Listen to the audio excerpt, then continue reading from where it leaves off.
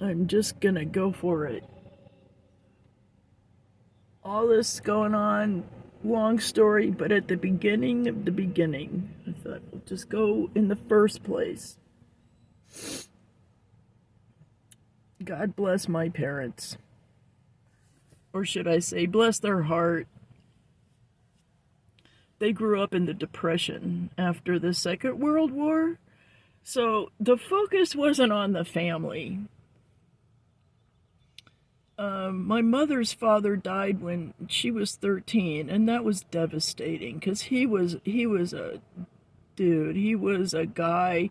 She loved him so much. He treated her like the way he would want her husband to treat her in the future. Okay, see, this is the point. So then here comes my dad and his dad. Depression, Oklahoma. My mother was in Long Beach, California. Okay, back to our show. So,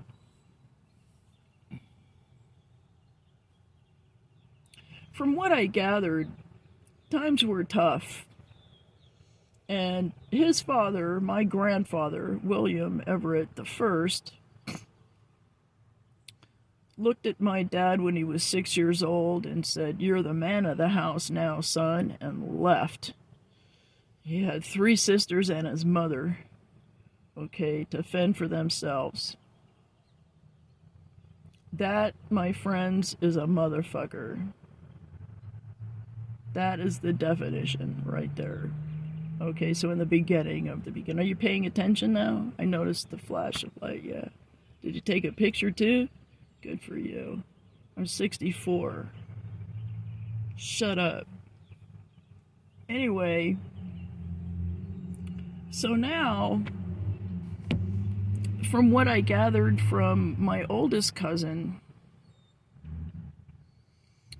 the oldest sibling, my aunt, was raped so badly. She was probably sold, pimped out for money.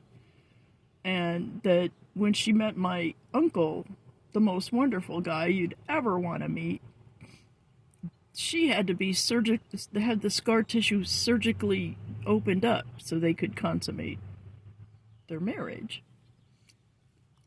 And thank God they did, because she had four beautiful children.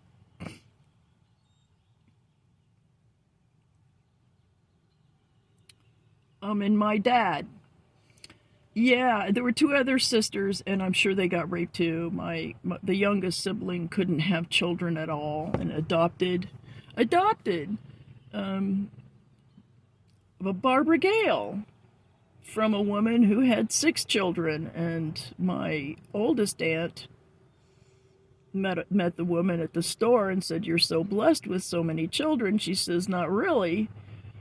I've got so many children, I don't know what to do." She says, "I can take the one she's carrying." She was pregnant at the time, which is my cousin, and my youngest, the youngest aunt, adopted her, and I got her name, Barbara Gale.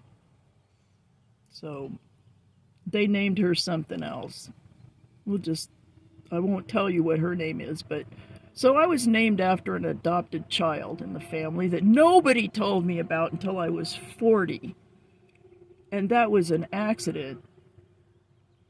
Okay? So my dad, okay, and my dad was probably raped too. What are the chances? Anyway, the reason I'm bringing it up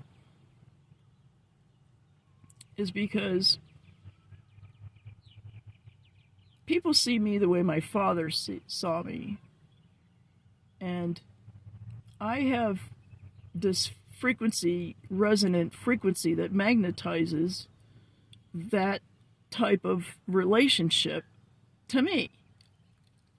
And my dad, he was a perv.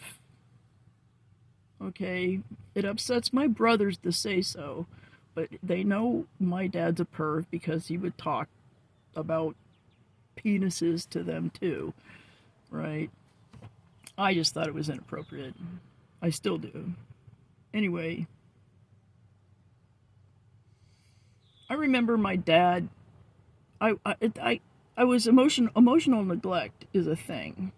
When a child is growing up and there's things going on around them, overwhelm them with emotions, or maybe they feel threatened or scared, and they turn to their caregivers for comfort and guidance and explanation of what's going on and what is this I'm feeling, and you get nothing. You get, go to your room, shut up. That's what I got. Emotional neglect. So, okay, fast forward to today. It's made me fiercely independent. I guess that's the best you could say. And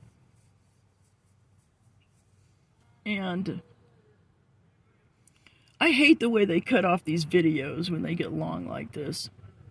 I think it sucks.